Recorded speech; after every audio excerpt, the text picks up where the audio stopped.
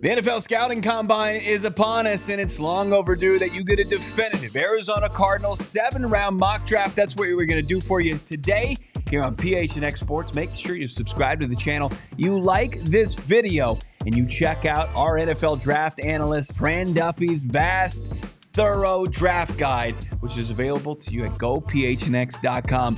What I'm going to do for you today is going to do what Monty Osford hasn't been able to do in 2 drafts so far as Arizona Cardinals general manager, and that's give enough talent to the defensive front 7 to make some noise in the NFC West and maybe take this team from knocking on the playoffs to getting into the dance next season. And do they look at drafting a developmental quarterback to back up Kyler Murray, maybe be his future successor, or just be somebody that they can flip for future draft capital down the line? Let's get into it and start 16th overall as the Cardinals in the last 2 drafts under Monty. They took Paris Johnson Jr., offensive lineman, now their franchise left tackle. They took Marvin Harrison Jr., 4th overall, who's going to be their primary playmaker on this offense.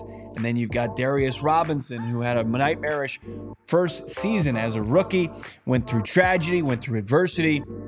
Didn't get to play a whole lot in his first season, but somebody that projects to play on their defensive line. And that's where I'm going to look, 16th overall.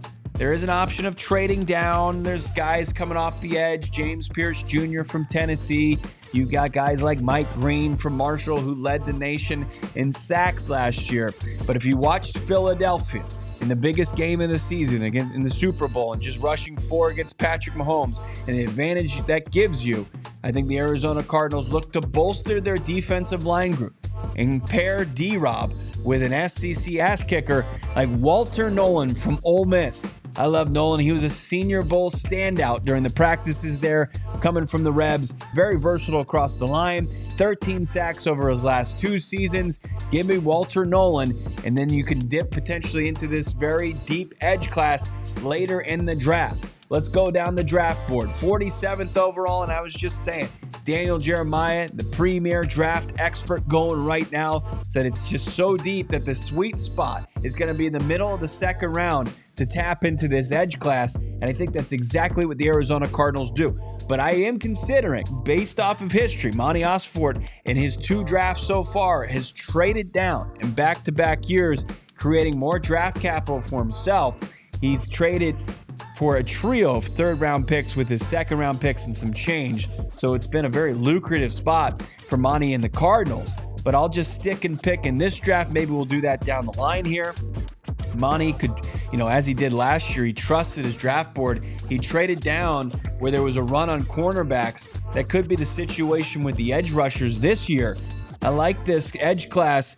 And you look at guys like Arkansas's Landon Jackson. You got Captain Jack Sawyer, who started for the Buckeyes. But I think the best pick for the Cardinals here at 47th overall is Sawyer's teammate in JT Tuimoloau, who was Sawyer's teammate, led the national champion Buckeyes in sacks last season, 6'5", 270 pounds. He was a beast coming out of high school ranks, and he developed with the Buckeyes and would be a huge force and can do pretty much everything that Nick Rollis and JG want from their outside linebackers coming off the edge for the Cardinals. Let's dip down the draft board to the 3rd round, where the Cardinals pick 78th overall and start to plug holes on offense as we bolstered the defensive front 7 with a pair of rookies. I'll look to the offensive side of the football. Cardinals have holes at right tackle, and left guard. I think that the Cardinals could certainly look to a 3-year starter from in-state University of Arizona, Jonah Savanea, who would be a great option for the Cardinals to start at left guard, or if they wanted to maybe try him at right tackle, but many people believe he projects better at the guard position at the NFL level. 6'3", 340 pounds, a mountain of a man, and would look great right next to Paris Johnson Jr. playing the left guard spot. Let's go to the 4th round, where you get to day 3. You start to look at maybe some lottery tickets. Still, you can find some guys that can play teams for you and play some, low offensive and defensive snaps. Cardinals, I think, continue to work on that edge room, and somebody that's been called kind of the Jalen Walker light. Walker is a 1st-round projected linebacker, an edge in this class, but primarily played off ball at the collegiate level for the Bulldogs.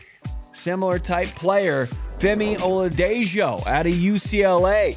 He's 21 years old, and he's a guy that didn't wow you with his sack numbers, but projects to potentially be a sack artist at the next level. I think he's a perfect fit to potentially project as a guy that can play outside linebacker for Nick Rollis's defensive scheme. 4 rounds into it, do you get to the 5th round, and do the Arizona Cardinals, do they start to maybe eye the quarterback position? Down the list, you're not going to have your ability to draft a guy like Jackson Dart. I think he's going to go far too early for the Cardinals to comfortably, draft him and develop him. You're going to have to look at some more developmental quarterbacks down the board here. And I look from, again, a national title winner, the Ohio State Buckeyes, Will Howard.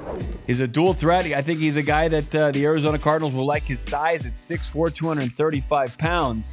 He threw for over 4,000 yards and 35 passing touchdowns last season. I think he's somebody they would like to bring in and take just kind of a look at, see if he could maybe supplant Clayton Tune as the backup quarterback, and maybe they could develop down the road here and continue to keep that Ohio State pipeline strong.